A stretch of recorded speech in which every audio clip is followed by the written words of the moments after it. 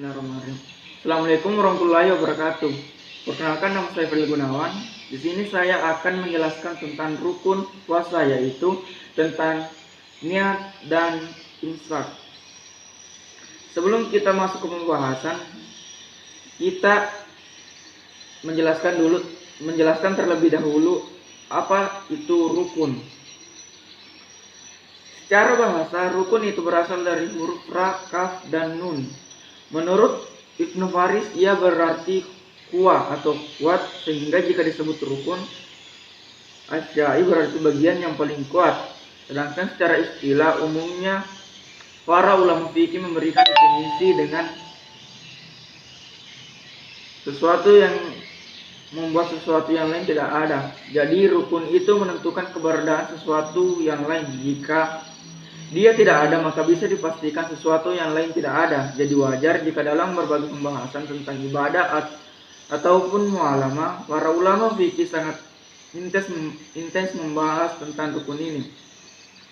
Sebelum masuk ke rukun puasa, ada baiknya kita membaca dulu ayat yang mewajibkan kita untuk berpuasa, yaitu dalam surah Al-Baqarah ayat 183 yang berbunyi, Bismillahirrahmanirrahim.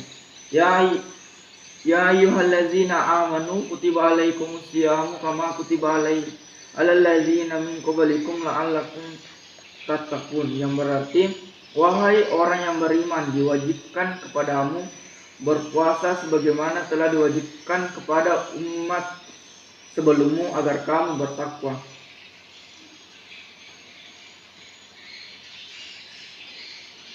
Nah, langsung saja kita masuk ke pembahasan, yaitu rukun puasa yang pertama, yaitu adalah niat. Pentingnya niat dalam segala ibadah ini sehingga amalan yang dikerjakan tidak dilandasi dengan niat dianggap sebagai amalan yang sia-sia. Dalam artian tidak mendapatkan nilai ibadah di sisi Allah Subhanahu wa taala. Untuk itu Rasulullah Shallallahu alaihi wasallam mengingatkan dalam hadis, innamal a'malu binniyati wa innamal likulli ma nawa, yang artinya sungguh setiap pekerjaan itu bergantung dengan niat dan setiap orang akan mendapatkan sesuai dengan apa yang dia niatkan. Hadis riwayat Bukhari Muslim.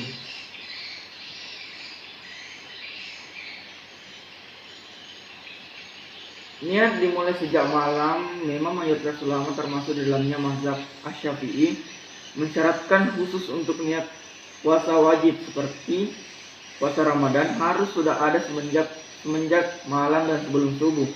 Dalam istilah fikihnya sering disebut dengan istilah tabyid an-niyah atau membermalamkan niat.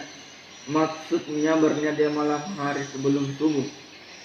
Khususnya dalam mazhab Asy-Syafi'i, dalam kitab Al-Majmu' dijelaskan beberapa poin penting perihal niat. 1. Tidak sah puasa Ramadan atau puasa wajib lainnya, juga puasa sunnah, kecuali dengan niat. Yang kedua, niat puasa Ramadan wajib setiap malam untuk setiap harinya. Yang ketiga, memasang niat di malam hari atau tabyid an-niyah merupakan syarat sahnya niat untuk puasa Ramadan dan puasa wajib lainnya. Selanjutnya, jika seseorang berniat puasa beberapa saat sebelum maghrib atau berniatnya setelah fajar atau subuh, maka niatnya tidak sah. Namun jika niatnya bertepatan dengan fajar, masih dianggap memenuhi kriteria tabyidan niyah. Selanjutnya, waktu berniat di malam hari itu selama rentang waktu malam, yaitu waktu setelah terbenamnya matahari atau setelah maghrib hingga terbit fajar, sehingga dinilai sah jika setelah sholat maghribnya sudah dipasang untuk puasa esoknya. Selanjutnya, jika sudah memasang niat di awal malam, maka tidak mengapa untuk tetap makan, minum, atau berhubungan suami istri, karena yang demikian tidaklah membatalkannya puasa yang sudah dipasang untuk esok harinya. Selanjutnya yaitu melafazkan niat. Seluruh ulama sepakat bahwa yang namanya niat tempatnya ada di hati. Namun yang menjadi perbedaan para ulama itu terkait melafazkan niat antara mustahab atau disukai atau makruh atau kurang disukai. Perbedaan ini setelah mereka semua sepakat bahwa niat itu wajib ada di dalam hati dan tidak wajib dilafazkan. Namun demi kemaslahatan bersama, akhirnya para kiai mengambil inisiatif untuk dibaca bersama dengan sholat tarawih. Takut nanti sebagian masyarakat lalai atau lupa perihal niat ini, mengingat keabsahan puasa Ramadan pertama-tama dinilai dari niatnya, dengan tetap meyakini bahwa walaupun tidak diucapkan setelah sholat tarawih ataupun bahkan tidak diucapkan sama sekali, yang penting dari sejak malam dan sebelum subuh hari hati kita sudah berniat untuk berpuasa, itu sudah dinilai sah. Rukun puasa yang kedua yaitu imsak.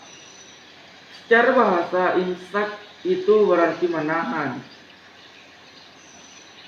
Misalnya Allah Subhanahu wa taala berfirman dalam Quran surah Al-Fatir ayat 41 yang berbunyi, Innallaha yumsikus samawati wal ardi, yang artinya sesungguhnya Allah menahan langit dan bumi supaya jangan lenyap, dan sungguh jika keduanya akan lenyap tidak ada seorang pun yang dapat menahan keduanya selain Allah. Namun secara istilah puasa maka yang dimaksud dengan imsak adalah menahan diri dari segala sesuatu yang membatalkan puasa dan menahan dari makan dan minum ataupun ijma. Para ulama sepakat bahwa bagi mereka yang berpuasa wajib imsak, yaitu menahan diri segala yang membatalkan puasa. Waktunya dimulai dari terbitnya fajar hingga terbenamnya matahari.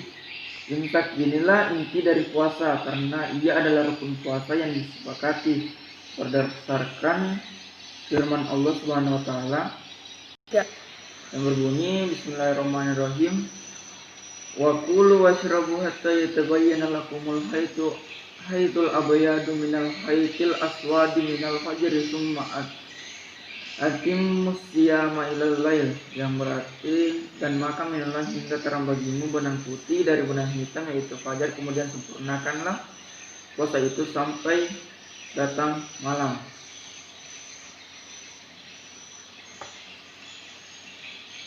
Yang kedua itu jadwal imsakia. Istilah ini sangat familiar didengar di Indonesia. Di Indonesia sendiri waktu imsak dimulai pada 10 menit sebelum salat subuh, atau menurut Rasulullah setara dengan membaca ayat Al-Quran sebanyak 50 ayat. Walaupun menurut orang Indonesia imsak berarti siap-siap akan dimulainya waktu berpuasa, hal itu baik juga diartikan seperti itu, yang dimana arti sebenarnya imsak adalah menahan. Jadi imsak itu terjadi mulai terbit fajar hingga terbenamnya matahari.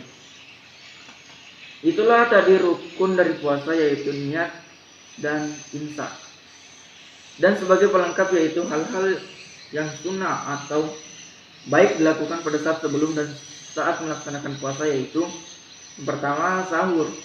Sahur adalah makan dan minum pada waktu sebelum dilaksanakan puasa, yaitu yang bertujuan agar kita kuat dalam menjalankan puasa. Ini sangat dianjurkan karena di dalam sahur ada keberkahan yang didapatkan dari Rasulullah SAW. Yang kedua, memperbanyak ibadah, yang dimana yaitu diantaranya duduk di masjid hingga matahari terbit, yaitu dengan mendengarkan kajian atau zikir di masjid. Yang kedua, membaca Al-Quran. Yang ketiga, menghatamkan Al-Quran. Yang keempat, iktikaf, yaitu berdiam diri di masjid. Hal ini biasanya dilakukan pada 10 hari terakhir puasa. Yang terakhir yaitu sedekah. Yang ketiga yaitu berbuka. Yang pertama berbuka dengan kurma dan membaca doa puasa. Sekian, itulah penjelasan dari saya tentang rukun puasa. Lebih dan kurangnya mohon dimaafkan. Assalamualaikum warahmatullahi wabarakatuh.